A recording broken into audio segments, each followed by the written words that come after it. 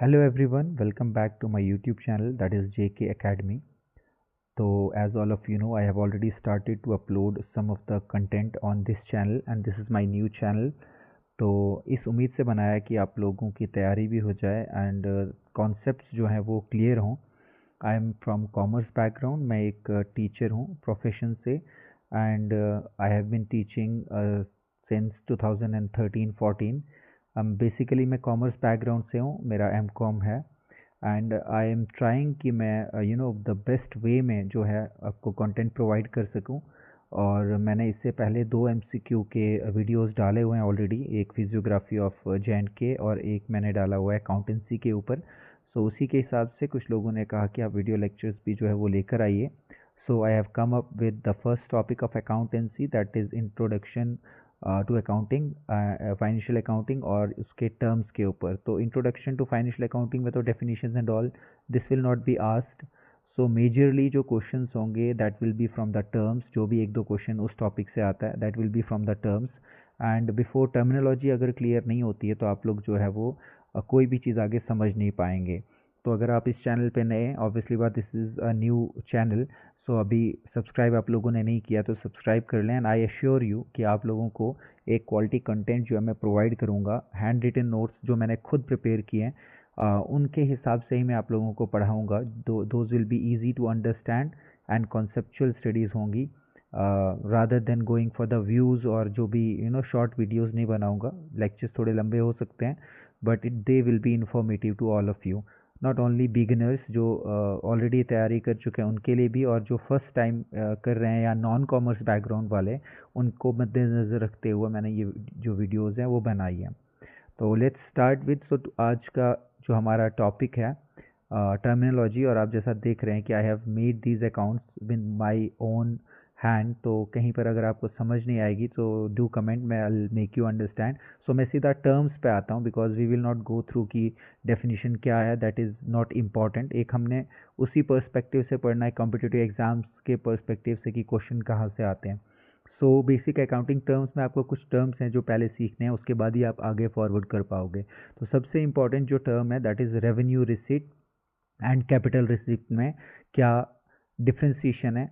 Simple सी बात है, जब एक आप कोई भी काम करते हैं, you are having a business, तो वहाँ पर आपके दो अलग अलग किस्म से अलग अलग सोर्सेज से जो आप पैसा कमाते हैं। एक सिंपल टर्म में अगर मैं बोलूँ तो यहाँ पर हमारे पास क्या रहता है कि अगर नॉर्मल कोर्स ऑफ एक्शन में आप मान लीजिए फर्नीचर का काम करते हैं and you are selling furniture, वही चीज़ जिसमें आप डील कर रहे हैं तो वो आपके लिए गुड बन जाता है, it's a good for you, ठीक है, गुड्स बन जाते हैं वो। तो वो गुड्स बेचकर आप जो पैसा कमा रहे हैं उसको हम रेवेन्यू रिसीट्स कहेंगे। जो भी पैसा आ रहा है रेवेन्यू रिसीट कहलाएगा। तो आई होप आप समझ रहे हैं कि जिस भी चीज़ में, if I am dealing with, मैं नोटबुक्स अगर मैन्युफैक्चर करता हूँ और मैं नोटबुक्स बेच कर पैसा कमा रहा हूँ तो वो सेल ऑफ जो गुड्स है मेरे लिए, वो that is sale of good, और उससे जो मैं पैसा कमा रहा हूँ वो मेरा रेवेन्यू रिसीट है। कैपिटल रिसीट क्या होता है? कैपिटल रिसीट होता है सेल ऑफ एसेट्स है, मतलब it is not good sale करके आप लोग कोई चीज़ नहीं कमा रहे हैं। मैं जिस चीज़ में डील कर रहा हूँ वो नहीं बेच रहा हूँ। ऐसे ही 5, 7, 10, 15 साल के बाद मुझे एक मशीनरी जो थी वो रिप्लेस करनी थी और मैंने ओल्ड मशीनरी बेच दी and I got something out of it.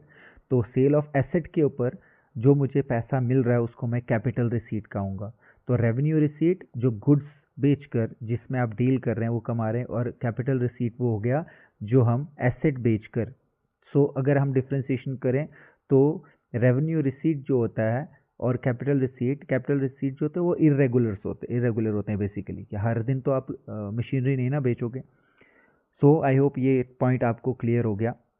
So next जो है वो आता है हमारा revenue expenditure and capital expenditure. अगर आपने ऊपर रेवेन्यू और कैपिटल रिसीट समझा तो this will be easy for you people to understand कि रेवेन्यू एक्सपेंडिचर क्या होता है, ठीक है। रिसीट जो आप मतलब जो आपके पास आ रहा है, एक्सपेंडिचर जो आप खर्चा कर रहे हैं। तो रेवेन्यू एक्सपेंडिचर वो हो गया जो लेस देन 12 मंथ्स में जो आपके एक्सपेंसेस होते हैं उनको हम रेवेन्यू एक्सपेंडिचर कहते हैं। और कैपिटल एक्सपेंडिचर जो लॉन्ग टर्म के, फॉर एग्जांपल आपने एक मशीनरी 5 लाख में खरीदी तो आप हर महीने नहीं खरीदोगे, इस टाइप का जो खर्चा होता है जो आप वो कहते हैं ना रेगुलर बेसिस पर अपने जो बिजनेस साइकिल में अगेन एंड अगेन जो है उसको नहीं करते हैं, that becomes your capital expenditure. और जो आप लेस देन 12 मंथ्स के अंदर जो भी एक्सपेंसेस आपके हो रहे हैं, जैसे आप रॉ मटेरियल खरीद रहे हैं, ठीक है ना, तो रॉ मटेरियल खरीदने का जो खर्चा होगा वो आपका रेवेन्यू एक्सपेंडिचर होगा, ना कि कैपिटल एक्सपेंडिचर होगा। सो नेक्स्ट मूव करते हैं। इसके बाद हमारा इसी से एक इम्पॉर्टेंट चीज़ जो पूछी जाती है दैट इज़ वो क्या है, वो है डेफर्ड रेवेन्यू एक्सपेंडिचर। देखो डेफर्ड रेवेन्यू एक्सपेंडिचर, इसमें आज मैंने एमसीक्यू भी एक पूछा हुआ था। तो डेफर्ड रेवेन्यू एक्सपेंडिचर क्या होता है, तो money spent during one accounting period, एक अकाउंटिंग पीरियड जो होता है, ठीक है, एक अकाउंटिंग साइकिल भी उसे कहते हैं, उस दौरान जो आप पैसा खर्च रहे हैं, किस एक ऐसी इंटेंशन से, विद द इंटेंशन कि भाई इससे इसको खर्चने के बाद हम जो रेवेन्यू जो भी हमें मिलेगा, रेवेन्यू क्रिएट होगा, वो आने वाले फ्यूचर अकाउंटिंग पीरियड में होगा। फॉर एग्जांपल मैं कहता हूँ कि मेरा अकाउंटिंग पीरियड है हमारा जो मान लो 2025-26 का, इस पे मैं ये एक्सपेंडिचर कर रहा हूँ, ठीक है, but I am expecting the profits इन 2028-29 से फॉर एग्जांपल।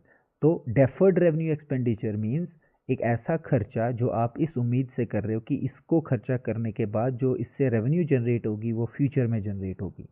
आई होप मैं आपको क्लियर कर पाऊँ इस चीज़ को। ये deferred revenue expenditure is an again एक इम्पॉर्टेंट टॉपिक है। तो यहाँ पर मैंने एक एक्सपेंसेस का भी डिफ्रेंसिएशन किया हुआ कि कुछ यहीं पर एक और टर्म आ जाता है प्रीपेड एक्सपेंसेस और दूसरा आ जाता है आउटस्टैंडिंग एक्सपेंसेस, ठीक है। प्रीपेड एक्सपेंसेस, जैसे आप एक प्रीपेड सिम यूज़ कर रहे हैं फॉर एग्जांपल, तो आप क्या कर रहे हैं, प्रीपेड में पहले रिचार्ज करते हैं आप और उसके बाद आप उसका इस्तेमाल करते हैं, ठीक है। ऐसे ही एक पोस्टपेड सिम होती है, ठीक है, जिसमें आप इस्तेमाल पहले कर रहे हैं और पेमेंट बाद में कर रहे हैं। तो प्रीपेड एक्सपेंसेस वो एक्सपेंसेस होते हैं जो आप पहले पे कर चुके होते हैं। जैसे प्रीपेड सैलरी कोई कर दी, भाई किसी को पहले पैसा दे दिया, काम उससे अभी तक नहीं लिया, so that becomes an asset. वो आपके लिए क्या बन जाता है, एक एसेट बन जाता है।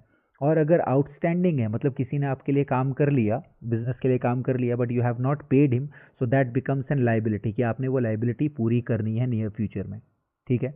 तो यहाँ पर इनकम का फॉर्मूला भी मैंने बता दिया, इनकम इज इक्वल टू किसके बराबर होती है, रेवेन्यू माइनस एक्सपेंस। जो आपके पास रेवेन्यू आया, मान लो 1 लाख का आपके पास रेवेन्यू आ गया, उसमें से आपका एक्सपेंडिचर 50,000 का है, तो आपका इनकम हो गया 50,000 का। तो income is equal to revenue minus expenses, ठीक है। तो let's move forward, profit versus gain. Again जो लोग नए हैं इस सब्जेक्ट के लिए, तो थोड़ा सा यहाँ पर कंफ्यूजन आती है कि प्रॉफिट क्या होगा और गेन क्या होता है, what is profit and what is gain, ठीक है। अब यहाँ पे सीधे पॉइंट्स में मैंने ये इससे दो चीज़ें लिखकर ये क्लियर कर लिया, ठीक है। प्रॉफिट जो होता है ना, वो रेगुलर बेसिस पर या रेगुलर रिटर्न होता है, समझ रहे हैं आप, मतलब रेगुलर रिटर्न आ रहा है तो वो प्रॉफिट से, ठीक है। सेल ऑफ गुड आप कर रहे हैं तो आपको प्रॉफिट आ रहा है उसमें। और जो हमारा गेन होता है वो इरेगुलर नेचर का होता है, मतलब ये कभी कभार हो सकता है, ठीक है ना, नॉट नॉर्मली, एक नॉर्मल कोर्स ऑफ एक्शन में नहीं होगा, ठीक है। और लॉस किसके बराबर होगा, ऑब्वियसली बात है, इनकम रेवेन्यू, ऊपर मैंने बताया रेवेन्यू माइनस एक्सपेंडिचर। लॉस कब होता है हमें, जब हमारे खर्चे ज़्यादा हो जाते हैं और रेवेन्यू कम होती, तो हम कहते हैं हमें लॉस हो गया है। Let's move to the other term, that is यहाँ पर मैं 2-3 टर्म से एक साथ आपको जो है क्लियर करवाऊँगा एक एग्जांपल के साथ, जैसा कि आप स्क्रीन पे देख रहे हैं। तो रिटर्न आउटवर्ड या परचेज रिटर्न कहते हैं जब हम कोई चीज़ खरीदते हैं और ख़रीदने के बाद हमें पता चलता है कि कोई चीज़ डिफेक्टिव है या कोई चीज़ ख़राब है या कि कोई चीज़ जो है अकॉर्डिंग टू मतलब जो आपको जो चीज़ चाहिए थी वैसी नहीं है, तो आप क्या करते हो, उसको वापस भेज देते हो, रिटर्न कर देते हो, तो उसको कहते हैं परचेज रिटर्न। तो यहाँ पर बिल्स पेबल, क्रेडिटर्स और परचेज का, परचेज तो आपको पता ही खरीदना है, ठीक है, बिल्स पेबल क्या होता है और क्रेडिटर्स क्या होते हैं और परचेज रिटर्न क्या होता है वो समझते हैं इस एक एग्जांपल से। तो यहाँ पर आप देख पा रहे हैं जो मैंने ना खिचड़ी मचाई हुई है, उसमें आपको अगर समझ आ रहा होगा, मान लीजिए ये हम हैं और ये हमारा एक और बंदा है जिसका नाम SRK है, ठीक है। SRK से हमने क्या किया, गुड्स परचेज किए 10,000 के, ठीक है। हमने SRK से गुड्स परचेज किए 10,000 के ऑन क्रेडिट पे, मतलब उधारी पे, और हमने कहा 2 महीने के बाद, 3 महीने के बाद हम आपको क्या कर देंगे, पे कर देंगे, ठीक है। 3 महीने के बाद हम आपको क्या कर देंगे, पे कर देंगे। तो दैट मीन्स हमने उधार लिया, किससे उधार लिया, हमने उधार लिया SRK से। तो SRK से जिससे हम उधार लेते हैं वो हमारा क्रेडिटर बन जाता है, ठीक है। तो फॉर माई बिजनेस, मेरे बिजनेस के लिए SRK अब क्रेडिटर बन गया और SRK के लिए हम जो है वो डेटर बन गए जिसको हमने उधारी पे दिया। आई होप आपको बात समझ में आ रही होगी। फिर से रिपीट करता हूँ, अगर हमने किसी से उधारी पे कोई चीज़ ली तो वो हमारे क्रेडिटर हैं क्योंकि हमने उनसे उधारी पे चीज़ ली है, और उनके लिए अगर उनके पॉइंट ऑफ व्यू से देखा जाए तो हम उनके लिए डेटर बन गए क्योंकि हमने सेल कर दी है, क्रेडिट सेल की, तो सेल हमने कर ली है but we have not received any cash, तो बट हमने अर्न तो कर लिया है, इसीलिए S R K becomes our creditor and we become debtor to S R K. I hope ये चीज़ समझ में आ रही होगी। तो इसी के साथ अगर हम क्या करते हैं, मैंने कहा कि मैं 3 महीने के बाद आपको पे करूंगा, तो ऐसे ज़ुबानी नहीं, हम एक रिटन डॉक्यूमेंट करते हैं, अपना साइन नीचे कर लेते हैं, अपना जो भी है कि उस पर लिखते हैं कि after 3 months I will be paying this much of amount to you, और उसी को कहते हैं बिल्स पेएबल। ठीक है, बिल्स पेएबल, और वो हमें दिया जाता है बाई, कौन देता है ये देखो, हमारे लिए। बिल्स पेएबल किसके लिए होते हैं, हमारे लिए, क्योंकि हमने पे करना है ना, वी हैव टू पे इट, तो वो बिल्स पेएबल है। ठीक है, आई होप आपको क्लियर हुआ होगा ये। नेक्स्ट आ गया हमारा, अब आ जाता है परचेज की जगह पे sale, then return inward, debtor and bills receivable, जिसको अगर ऊपर वाली चीज़ समझ में आई है ट्रांजेक्शन परचेज की या ऊपर से रिटर्न आउटवर्ड, इसी तरीके से सेल रिटर्न होती है कि हम अब सेल कर रहे हैं, वी आर सेलिंग समथिंग, और किसी को ये लगता है कि प्रोडक्ट जो है वो डिफेक्टिव है और वो हमें वापस भेज देते हैं, it is termed as sale return या रिटर्न इनवर्ड भी हम इसे कहते हैं। या वहाँ पर डेटर का कॉन्सेप्ट आ जाता है और बिल्स पेएबल की जगह पे अब रिसीवेबल आ जाता है। आपने कुछ नहीं करना है, इसी ट्रांजैक्शन को रिवर्स कर देना है। ठीक है, अब यहाँ पर हमने उधारी पे लिया था, अब आप क्या करेंगे, समझ लीजिए कि हमने किसी को उधारी पे दिया, तो पूरा रिवर्स हो जाता है। नाउ जिसको हमने उधारी पे दिया दैट बिकम्स, हम बन जाते हैं, मतलब हमने किसी से उधारी पे लिया था तो वो क्रेडिटर बना था। ठीक है, अब हमसे कोई उधारी पे ले रहा है, वी बिकम क्रेडिटर, एंड जो पर्सन हमसे उधारी पे ले रहा है वो हमारे लिए डेटर बन जाता है। ठीक है, और वहाँ पर क्या हो जाता है, वहाँ पर हम लोग एक रिटन डॉक्यूमेंट जो है वो अब किसके लिए बनेगा, उस बंदे के लिए जिसने हमसे उधारी पे सामान लिया, वो रिटन डॉक्यूमेंट जो कहलाएगा वो बिल्स रिसीवेबल कहलाएगा। ठीक है, बहुत इजी कॉन्सेप्ट है, थोड़ा सा कॉन्सेप्ट अब दिमाग लगा के अगर सोचेंगे तो दोनों चीज़ें जो है रिलेट कर जाएंगी। ठीक है, यहाँ पे हमने उधारी पे लिया था तो एसआर के क्रेडिटर बन गया था, हम जिससे हमने उधारी पे लिया था, और हम एसआर के लिए डेटर बन गए थे। अब रिवर्स हो जाएगा, अब हमसे एसआर के अगर उधारी पे ले रहा है तो हम बन जाएंगे क्रेडिटर और हमारे लिए एसआर के बन जाएगा डेटर। और जब सेल परचेज हो रहा है तो उस टाइम पे बिल्स पेएबल हमारे लिए, और जब सेल हो रही है तो उस टाइम पे बिल्स रिसीवेबल उस बंदे के लिए जिसको हमने उधार दिया हुआ है। I hope you will be able to understand. अगर नहीं कर पाए तो इन दोबारा से आपको मैं, आप कमेंट में लिख लीजिए कि हमें समझ में नहीं आया। सो नेक्स्ट बिकम्स, अब देखो नेक्स्ट जो हमारा ये रहता है टर्म, दैट इज डिस्काउंट। अब सबको पता है कि डिस्काउंट क्या होता है, छूट जिसे हम कहते हैं। तो डिस्काउंट दो किस्म के होते हैं। ठीक है, the first one is trade discount and the other one is cash discount. ठीक है, trade discount and cash discount. ठीक है, यहाँ पर क्या है, कैश डिस्काउंट और ट्रेड डिस्काउंट में मेन फर्क क्या है। ट्रेड डिस्काउंट मीन्स जब हम बल्क में कोई चीज़ खरीद रहे हैं, मीन्स मैं गया शॉपिंग करने के लिए या कुछ खरीदने के लिए, और मैं एक चीज़ की जगह पर मैं बोल रहा हूँ दुकानदार को कि भाई साहब मैं आपसे ना 10 चीज़ें लूँगा बट मेरे को रेट कम कर दो, तो दुकानदार भी कहता है चल भाई एक चीज़ लेने वाले को नहीं बस साथ में 10 चीज़ें ले रहा है तो मैं तुझे कुछ कीमत को है वो कम कर दूंगा। ठीक है, उस कीमत कम करने को ही लेमैन लैंग्वेज में अगर बोला जाए तो उसी को ट्रेड डिस्काउंट कहते हैं। ठीक है, और वहीं पर कैश डिस्काउंट क्या हो रहा है, मान लो यू ओ समथिंग, अगर आप किसी के पास आपका पैसा है 50-60 हज़ार रुपये, तो आप उसको बोल रहे हैं, आप उसको जैसे आप दोस्तों में भी कहता है यार दे दे यार 50 रुपये 500 रुपये कम ही दे देना। सिमिलरली कैश डिस्काउंट वो डिस्काउंट होता है जो जल्दी पेमेंट पर किया जाता है। किसी ने बोला था 1 साल बाद पेमेंट करूंगा, आप उसको कहते हैं अच्छा एक काम कर 3 महीने में पेमेंट कर दे, मैं तुझे इतना डिस्काउंट दे दूंगा। तो यहाँ पर जो इंपॉर्टेंट चीज़ है वो आपने यहाँ पर देखनी है। ये देखिए, कैश डिस्काउंट जो है that is recorded on as an expense, हमारे लिए ये काम होता है। और कहाँ रिकॉर्ड करते हैं हम इसको, प्रॉफिट एंड लॉस में रिकॉर्ड करते हैं। याद रखिएगा, कैश डिस्काउंट को हम रिकॉर्ड करते हैं एज एन एक्सपेंस, हमारे लिए खर्चा ही है ना वो, बिकॉज हमने 10,000 की पेमेंट लेनी थी तो जल्दी पेमेंट के चक्कर में हमने उसको 500 का डिस्काउंट दे दिया, so that 500 becomes an expense for the business and it is recorded in profit and loss account. वहीं पर अगर हम ट्रेड डिस्काउंट की बात करें तो इसको हम रिकॉर्ड नहीं करते, it is not recorded in the books. तो ये भी क्वेश्चन यहाँ से आ सकता है, ठीक है, trade discount is not recorded in the books. तो नेक्स्ट एक और टर्म आता है बैड डेट्स, जिसे हम कहते हैं, ठीक है, डेटर्स जो पैसे नहीं देते। डेटर्स कौन होते हैं, अभी हमने ऊपर पढ़ा, जिसको आपने उधार दिया होता है, ठीक है, जो उधार देता है वो क्रेडिटर, जिसको उधार दिया जाता है वो डेटर है हमारा। तो कुछ डेटर्स ऐसे भी होते हैं, चोर उचक्के समझ लो, या फिर कोई इंसॉल्वेंट हो गया, या समझ लो दिवालिया निकल गया, उसके पास बचा ही कुछ नहीं है, तो ऐसे लोगों को हम बैड डेट्स कहते हैं, कि डेटर्स जो पैसे नहीं देते, ठीक है, रिकवरी उनसे नहीं हो पाती। एक और टर्म हमारा क्लियर हो गया बैड डेट्स का, ठीक है। नेक्स्ट जो कॉन्सेप्ट आता है वो आता है हमारा डेप्रिसिएशन का। What is depreciation, simple language में यहाँ पर मैंने लिखा हुआ है, ठीक है, सिंपल लैंग्वेज में अगर देखा जाए तो fall in the value of any asset, किसी भी एसेट की वैल्यू में जब गिरावट आती है तो उसे डेप्रिसिएशन कहते हैं। क्या कहते हैं, डेप्रिसिएशन कहते हैं। Fall in the value of asset, किसी भी, जैसे आप गाड़ी खरीदते हो तो 5-6 साल चला रहे हो तो उसकी वैल्यू में गिरावट आ रही है, तो उस वैल्यू में गिरावट को हम डेप्रिसिएशन कहेंगे। एक और बंदा होता है जिसको हम इंसॉल्वेंट कहते हैं, again term which is important. Insolvent होता है वो हु इज़ अनेबल टू पे हिज डेट, किसी ने डेट जो है उधारी ली हुई थी, अब जैसे हमने ऊपर बोला बैड डेट्स, तो वो बैड डेट्स तो उनको कहते ही कहते हैं, पर वो बंदा जो अपने जो उधार है वो वापस नहीं दे पाता है, उसको हम, उस इंडिविजुअल को हम इंसॉल्वेंट कहते हैं, ठीक है, इंसॉल्वेंट। अगेन एक और टर्म आता है दैट इज रिबेट, ठीक है, रिबेट एक और टर्म आता है। रिबेट क्या होता है, it is different from discount.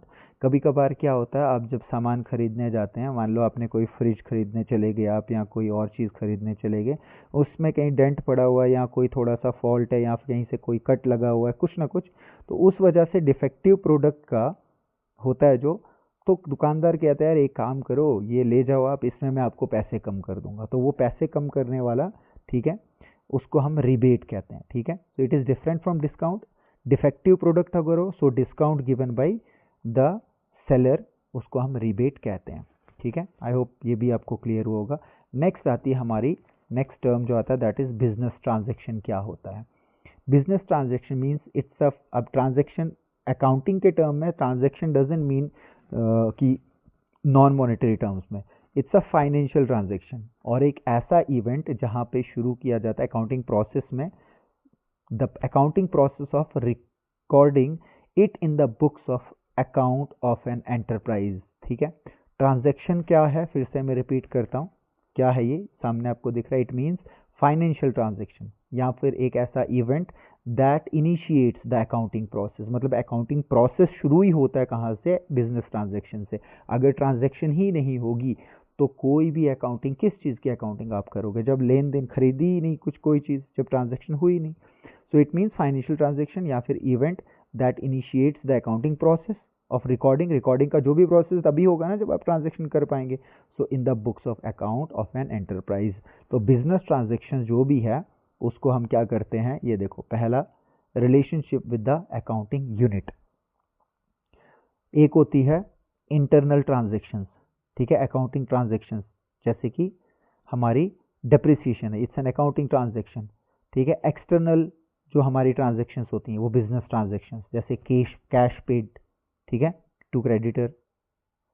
तो इसमें नेक्स्ट आ गया mode of settlement of value, इसको हम क्या कह सकते हैं, इट्स अ वे या इट्स अ मोड कि हम वैल्यू को सेटलमेंट करें। तो कैश की ट्रांजेक्शन होती है, दो टाइप की ट्रांजेक्शन होती हैं, that is cash transaction and credit transaction, ठीक है। यहाँ पर मैंने दिया इंटरनल ट्रांजेक्शन में अकाउंटिंग ट्रांजेक्शन कौन सी होगी, डेप्रिसिएशन एक, और एक्सटर्नल ट्रांजेक्शन कौन सी होगी, बिजनेस ट्रांजेक्शन जो भी, जैसे कैश पे टू क्रेडिटर्स। और मोड ऑफ सेटलमेंट क्या होता है, दो तरीके से हम जो ट्रांजेक्शन का, मतलब जब कोई भी ट्रांजेक्शन होती है उसको दो तरीके से हम सेटल कर सकते हैं, या तो उसको बोलेंगे चल उधारी पे दे दिया 3 महीने बाद दे देना, या तो उसको मैंने क्या कहा, दे दो कैश और ये ले लो, आपकी ट्रांजेक्शन कंप्लीट हो गई, ठीक है। अब नेक्स्ट आता है हमारा, एक और टर्म आता है इंपॉर्टेंट टर्म। देखिए ये सारे के सारे हैंड रिटन नोट्स हैं, अगर किसी को भी नोट्स चाहिए होंगे तो यू कैन DM मी, मैं अपना नंबर जो है उसमें डाल दूंगा, you can WhatsApp me and आपको नोट्स जो है वो मिल जाएंगे। तो नेक्स्ट टर्म जो आता है वो है account, it is a record of transaction. देखिए तो अकाउंट क्या है basically, it's a record of transaction under particular head. ठीक है, हम अकाउंटिंग में करते क्या है, या अकाउंट बोलते हैं ना बैंक अकाउंट, तो बेसिकली वो क्या है, it's a record of transaction, जो भी ट्रांजेक्शन्स हो रही हैं, ठीक है, जो भी ट्रांजेक्शन्स हो रही हैं उसको एक पर्टिकुलर हेड के अंदर डाल दिया अकाउंट। अब ये बैंक अकाउंट नहीं है, ये अकाउंट कौन सा है कि भाई मान लो कैश अकाउंट, उसमें पर्टिकुलर कैश से रिलेटेड जो भी ट्रांजेक्शन होंगे उसको मैं कैश अकाउंट में डालूंगा। ऐसे ही कैपिटल अकाउंट, ऐसे ही डेटर्स अकाउंट, ऐसे ही क्रेडिटर्स अकाउंट। तो एक पर्टिकुलर हेड के अंदर मैं जो ट्रांजेक्शन्स रिकॉर्ड कर रहा हूँ, मान लो जितनी सारी कैश की ट्रांजेक्शन थी मैं वो कैश अकाउंट में रिकॉर्ड कर रहा हूँ, तो that cash account becomes my account. उसके बाद आता है नेक्स्ट हमारा कैपिटल क्या होता है। ठीक है, what is capital? Capital is the amount, capital क्या है, it's the amount invested in an enterprise by the proprietor या ओनर। ओनर जो अमाउंट इन्वेस्ट करता है अपने बिजनेस में, तो उसको हम कहते हैं कैपिटल। क्या कहते हैं? कैपिटल कहते हैं। ये देखिए, जैसे मैं इंडिविजुअल, मैंने क्या किया, 1,00,000 रुपये इन्वेस्ट किया, अपने फर्नीचर का एक बिजनेस खोल दिया, तो ये जो 1,00,000 रुपया दैट बिकम्स माई कैपिटल। ठीक है, दैट बिकम्स माई कैपिटल। तो 1,00,000 ये, और फर्नीचर भी है मेरा वहाँ पे 20,000 का, so my total investment becomes 1,20,000। So it doesn't mean कि मेरी इन्वेस्टमेंट सिर्फ कैश में होगी, उसी को कैपिटल हम कहेंगे। कैश प्लस कोई एसेट्स हो सकते हैं, ठीक है ना, कोई और चीज़ हो सकती है, it may be in the form of money, ठीक है, ये पैसे की शक्ल में भी हो सकता है, या फिर एसेट्स हैविंग मॉनिटरी वैल्यू, या ऐसे एसेट्स जिनकी मॉनिटरी वैल्यू होती है, जो जिनको हम कैश में कन्वर्ट कर सकते हैं, मॉनिटरी वैल्यू वाले। ठीक है, ये देखिए, कैपिटल को हम नेटवर्थ भी कहते हैं या ऑनर्स इक्विटी भी कहते हैं, ये भी क्वेश्चन कभी कभी आ जाता है। ठीक है, तो कंफ्यूज नहीं होना, नेटवर्थ और owner equity is similar to capital. और कैपिटल किसके बराबर होता है? Asset minus liabilities, asset minus liabilities equal to capital. या एसेट्स, अगर इन्हीं तीन की वैल्यूज दी हुई, तीन में दो दी होंगी, तीसरी वैल्यू आप आसानी से निकाल सकते हैं। अगर आप एसेट की वैल्यू निकालनी तो लाइबिलिटी प्लस कैपिटल हो जाएगा। ठीक है, तो अगर लाइबिलिटी निकालनी है तो एसेट माइनस कैपिटल हो जाएगा। तो लेट्स मूव, आगे आ जाता है हमारा नेक्स्ट जो हमारा टर्म आता है, that is drawings. It is the amount withdrawn और goods taken, not only amount पर गुड्स भी। ठीक है, मान लीजिए आपका अपना एक प्रोप्राइटर हो, आप बिजनेस ओनर हो, आप क्या करते हो, कभी आपको नेसेसरी अपने पर्सनल यूज़ के लिए कोई चीज़ चाहिए होती है, आप कैपिटल से कुछ पैसा निकाल लेते हो, या फिर कोई फर्नीचर फैन निकाल के घर ले जाते हो, एसी निकाल के घर ले जाते हो पर्सनल यूज़ के लिए, तो उस चीज़ को हम क्या बोलेंगे, उस अमाउंट को हम क्या करेंगे, विड्रॉन और goods taken by the proprietor for personal use, उसको हम ड्राइंग्स कहेंगे। तो ड्राइंग से होता क्या है, हमारी कैपिटल रिड्यूस होती है। ठीक है, ऑनर्स की कैपिटल रिड्यूस होती है, ये भी याद रखना। अकाउंटिंग इक्वेशन में जो है ये एक इंपॉर्टेंट पॉइंट आ जाता है, या क्वेश्चन भी आ सकता है इसमें कि ड्राइंग से होता क्या है, हमारी कैपिटल रिड्यूस होती है। So next term is liability. ठीक है, लाइबिलिटी तो बहुत ईजी टर्म है, अमाउंट ओड या पेएबल बाय द बिजनेस। ठीक है, लाइबिलिटी क्या है कि जो पैसा बिजनेस को देना है, मतलब आपको जो पे करना है, उस अमाउंट को हम पेएबल या अमाउंट ओड या पेएबल बाय द बिजनेस, उसको लाइबिलिटी कहेंगे। तो liability towards owner is termed as capital या इंटरनल लाइबिलिटी। देखो, हमने एक कॉन्सेप्ट पढ़ना है आगे जाके, सेपरेट लीगल एंटिटी एक बिजनेस को और एक ओनर को सेपरेट जो है वो ट्रीट करता है अकाउंटिंग। ठीक है, उसमें क्या रहता है कि मान लो मैंने बिजनेस को पैसा लगाया, तो बिजनेस एक अलग आइडेंटिटी है, मैं एक अलग आइडेंटिटी हूँ।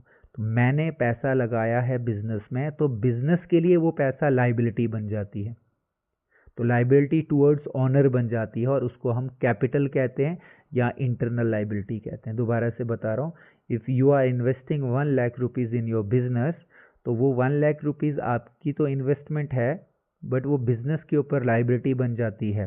ठीक है, क्योंकि बिजनेस को अलग ट्रीट किया जाता है फ्रॉम इट्स ओनर। तो लाइबिलिटी टुवर्ड्स आउटसाइडर कहते हैं एक्सटर्नल लाइबिलिटी। तो लाइबिलिटी दो किस्म की हो गई, internal liability that is business, जो लाइबिलिटी बिजनेस के ऊपर आ गई है अपने ओनर की तरफ, उसको हम कहेंगे इंटरनल लाइबिलिटी या कैपिटल। और जो लाइबिलिटी टुवर्ड्स आउटसाइडर्स है, मान लो आपने किसी से लोन लिया हुआ है, तो that becomes liability to the outsiders, तो एक्सटर्नल लाइबिलिटी कहलाती है। ठीक है, यहाँ पे मैंने और अच्छे से समझाने की कोशिश की है। एक्सटर्नल लाइबिलिटीज़ भी दो किस्म की होती है, नॉन करंट लाइबिलिटीज़ और करंट लाइबिलिटीज़। ऐसी लाइबिलिटीज़ ऐसी लाइबिलिटीज़ ध्यान में रखिएगा जो 12 महीने के बाद आपको पे करनी है, उसको हम नॉन करेंट लाइबिलिटीज़ कहते हैं। करंट जहाँ पे भी वर्ड आएगा मींस लेस देन 12। जो भी लाइबिलिटीज़ आपको 12 महीने के अंदर अंदर पे करनी है उसको हम करंट लाइबिलिटीज़ कहेंगे। जैसे आपने बैंक लोन लिया है, आपने 6-7 साल का केस कर दिया, so that is after 12 months या 12 मंथ के बाद के पीरियड में आपको पे करना है, वो आपके लिए नॉन करंट लाइबिलिटी है। जो आपने 12 महीने के अंदर अंदर पे करनी है, मान लो कुछ क्रेडिटर्स हैं आपके, किसी से आपने उधार लिया था, आपने विद इन 12 मंथ्स उनको पे करना है, बिल्स पेबल उसे हम कहते हैं, अभी हमने ऊपर पढ़ा, उसको हम कहेंगे करंट लाइबिलिटीज़। ठीक है, तो लेट्स मूव टू अदर।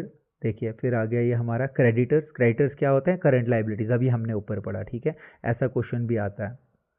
तो क्रेडिटर्स कौन होते हैं? अगेन ऊपर क्लियर करने के बाद फिर से मैं बता रहा हूँ, person from whom money is receivable to the business, मतलब जिससे आप पैसा रिसीवेबल करने वाले हो on account of sale, generally debtors are receivable within 12 months. अभी मैंने एसआर के वाला एग्जांपल दिया था। ठीक है, तो डेटर्स कौन लोग होते हैं? जिनसे आप पैसा आपको आना है, मतलब जिनको आपने क्रेडिट सेल की हुई है। ठीक है, तो और वो 12 महीने के अंदर है, इसीलिए इसको करंट लाइबिलिटी, करंट एसेट कहा जाता है। ये हमारे लिए बिजनेस के लिए एसेट बन जाता है। ठीक है, यहाँ पे मैंने लिखा है उधार पे बेचते हैं जिनको। ठीक है, और नेक्स्ट आ जाता है हमारा एसेट। डेटर भी हो गया, एसेट आ जाता है। एसेट क्या है? What is an asset? Asset, ये देखिए अच्छे से, सो एसेट एक इकोनॉमिक बेनिफिट, जो भी हमें इकोनॉमिक बेनिफिट पहुंचाता है, राइट्स विच आर ओन्ड और कंट्रोल्ड बाय द ऑर्गेनाइजेशन। ठीक है, जिनके ऊपर आपका पूरा हक है एंड आप उसको कंट्रोल करते हैं। ठीक है, assets are properties owned by the enterprise. Enterprise जिन भी प्रॉपर्टीज को ओन कर रहा है वो आपके एसेट्स है। जैसे फर्नीचर हो गया, फर्नीचर, लैंड, बिल्डिंग, कैश। ठीक है ना, बैंक बैलेंस जो आपका है, डेटर्स हैं, ये सारे के सारे आपके एसेट्स हैं। ठीक है, assets can be classified as, फिर एसेट्स को भी हम जिस तरीके से लाइबिलिटीज़ को भी liabilities, current liabilities, non current liabilities, वैसे ही current assets, non current assets और fictitious assets is most important, जिसके ऊपर क्वेश्चन बनता है। ठीक है, नॉन करंट एसेट्स कौन से आगे? These assets, those assets which are not meant for sale and are held for a period of more than 12 months. ठीक है, ऐसे एसेट्स जो रीसेल के लिए नहीं आपने लिए हुए, जैसे मशीनरी आपने उसको सेल नहीं करनी है। ठीक है ना, सो दोज बिकम, वो आपके क्या बन जाते हैं? आपके नॉन करेंट एसेट्स बन जाते हैं। ठीक है, तो मोर देन 12 मंथ्स के लिए जो आपके पास रह रहे हैं, लैंड, मशीनरी, बिल्डिंग जो भी है, वो आपके लिए क्या बन जाता है? नॉन करेंट एसेट बन जाता है। और नॉन करेंट एसेट के भी दो कैटेगरीज होती हैं। पहला है टेंजिबल एसेट्स। टेंजिबल एसेट्स जिनको हम देख सकते हैं, टच कर सकते हैं, जैसे फर्नीचर, लैंड, बिल्डिंग। और इनटेंजिबल एसेट्स जिनको हम देख नहीं सकते, कैन नॉट बी सीन और टच्ड। ठीक है, जैसे कॉपीराइट्स हो गए, पेटेंट्स हो गए। ठीक है, इसके अलावा रेपुटेशन हो गया या ब्रांड वैल्यू होगी, जिसको हम गुडविल कहते हैं। तो दीज आर इंटेंजिबल एसेट्स।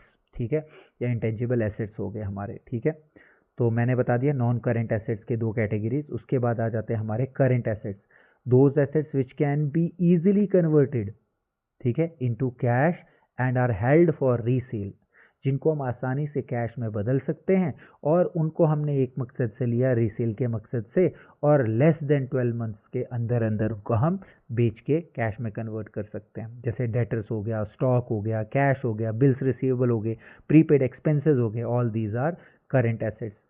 अब तीसरा जो आता है वो आता है फिक्टिशियस एसेट्स। क्या आता है? Fictitious assets. फिक्टिशियस मतलब काल्पनिक, यहाँ पे इमेजिनरी। ठीक है, इमेजिनरी मतलब हमें लगता है कि हमारे वो प्रैक्टिकली हमारे पास नहीं है। शोन एज, यहाँ पर हम उसको क्या दिखाते हैं? हम उसको शोन एज कैश एक्सपेंडिचर, इसको हम कैश एक्सपेंडिचर की शक्ल में दिखाते हैं। Part of asset column in financial statement. ठीक है, फाइनेंशियल स्टेट में हम उसको एसेट की साइड दिखाते हैं। ठीक है, अब समझना इस चीज़ को कि those are losses not written off in the year in which they are incurred but in more than one accounting period. इसका सबसे बड़ा एग्जांपल होता है डेफर्ड रेवेन्यू एक्सपेंडिचर, जैसे एडवर्टाइजमेंट एक्सपेंडिचर। सिंपल सा टर्म्स आप समझ लीजिए कि ऐसा फिक्टिशियस एसेट, ठीक है, मान लो आपने एडवर्टीजमेंट के ऊपर 1 लाख रुपीज़ लगा दिया और आप ये बोल रहे हैं कि मुझे इससे प्रॉफिट आना है नियर फ्यूचर में, ठीक है। So these are basically initially ये लॉसेज है, आपका एक्सपेंस है ये, जिनका अभी आपको मुनाफा नहीं मिला है, ठीक है। सो डेफर्ड रेवेन्यू एक्सपेंडिचर से आपका क्लियर हो गया कि एडवर्टाइजमेंट एक्सपेंडिचर जिसे हम कहते हैं कि those are losses not written off in the year. जब मैंने 2025 में मान लो एडवर्टीजमेंट के ऊपर 1 लाख रुपए आया, ठीक है, उसी साल में मुझे उसका कोई भी पैसा या रेवेन्यू से जनरेट नहीं हो सकता, they are incurred, but in आहिस्ता आहिस्ता फिर नेक्स्ट 5 to 10 ईयर्स में अकाउंटिंग पीरियड्स में वो रिकवरी होगी या उससे मुझे कोई बेनिफिट मिलेगा। तो ऐसे एसेट्स को हम फिक्टिशियस एसेट्स कहते हैं। इसके बाद आता है हमारा बिल्स रिसीवेबल। मैंने ऊपर आपको ऑलरेडी समझा दिया बिल्स रिसीवेबल कि मैं 2 महीने के बाद पे करूँगा, ठीक है, ये मैं ऑलरेडी बता चुका हूँ। एंड बिल्स पेबल या ट्रेड रिसीवेबल क्या होता है? It is sum total of debtor plus bills receivable, ठीक है। जो भी आपके पास डेटर्स हैं और जो भी आपके पास बिल्स रिसीवेबल है, इनका सम टोटल करके आप कहते हैं ट्रेड रिसीवेबल। ट्रेड पेबल्स में क्या आ जाता है? जो भी क्रेडिटर्स हैं और जो भी हमने बिल्स पेबल हैं वो मिलाकर हमारे लिए क्या बन जाते हैं? ट्रेड पेबल्स हैं, ठीक है। तो ट्रेड रिसीवेबल हमारे लिए करंट एसेट्स हैं, ट्रेड पेबल्स हमारे लिए करंट लाइबिलिटीज़ हैं। फिर आता है हमारा स्टॉक या इन्वेंट्री जिसे हम कहते हैं। गुड्स रिमेनिंग अनसोल्ड, ये तो पता ही आपको, जो अनसोल्ड गुड रह जाता है या अनयूज गुड रहता है तो मैन्युफैक्चरिंग में एज अ पर्टिकुलर डेट, जैसे 1 अप्रैल को आपका ओपनिंग स्टॉक था, 31 मार्च को क्लोजिंग स्टॉक था। जो स्टॉक में be of the following type, raw material stock में आ जाता है, वर्क इन प्रोग्रेस भी स्टॉक में आ जाता है और फिनिश गुड भी स्टॉक में आ जाता है। ये हमारी मैन्युफैक्चरिंग है। For example you are manufacturing, ये रॉ मटेरियल आपने लगाया, ठीक है, this is the raw material, तो ये रॉ मटेरियल भी आ जाता है इसी में। अब यहाँ पे प्रोसेसिंग हो रही तो वर्क इन प्रोग्रेस भी इसमें जाता है और फिनिश गुड भी इसी में जाता है। तो ये सारा का सारा जो है दैट इज़ कंसीडर्ड एज, इसको हम क्या कंसीडर करते हैं? इसको हम स्टॉक कंसीडर करते हैं, ठीक है। ये आप इस डायग्राम से समझ लिए, जो भी मटेरियल रॉ मटेरियल जा रहा है, जो भी वर्क इन प्रोग्रेस हो रहा है, जो फिनिश गुड मतलब जो मशीनों के अंदर है, तो ये सब मिलाकर क्या बनता है? हमारा स्टॉक बनता है, ठीक है। और ट्रेडिंग आ जाता है जब फिनिश गुड्स कहते हैं ट्रेडिंग में, ठीक है। उसके बाद तो डिस्काउंट तो हो गया, डिस्काउंट ऑलरेडी हमने डिस्कस कर दिया, ठीक है। और ये आ गया हमारा स्टॉक भी आ गया। सो ये सारे के सारे टर्म्स थे जो इम्पॉर्टेंट टर्म्स थे जो हमने अभी तक डिस्कस किए। आई होप आप लोगों को ये चीज़ें क्लियर हुई होंगी और वीडियो चाहे लंबी है but it is informative. Go through it, अपने नोट कीजिए, और अगर नोट्स चाहिए आपको जो हैंड रिटन नोट्स हैं तो मैं जो है वो आपको बता देता हूँ कि दिस इज़ माई नंबर, ठीक है। वो आप इस नंबर पे हमें बता सकते हैं और इस नंबर पे आप डीएम कर दीजिए, व्हाट्सएप कर दीजिए 7006599648। तो आप मुझे डीएम कर दीजिए, आपको मैं जो भी पीडीएफ्स हैं वो सेंड कर दूंगा, ठीक है। आई होप आपको ये वीडियो लेक्चर अच्छा लगा होगा। अगर अच्छा लगा हो तो ज़रूर इसे लाइक भी करें, कमेंट भी करें और इस वीडियो लेक्चर को आगे शेयर करें ताकि लोगों तक ये पहुँचे। एंड मे जो भी कमियां मुझसे रही होंगी, I am sorry for that. YouTube पर नया हूँ बट आई विल ट्राई कि मैं आपको बेस्ट कंटेंट दूँ जो आपके लिए बेनिफिशियल हो।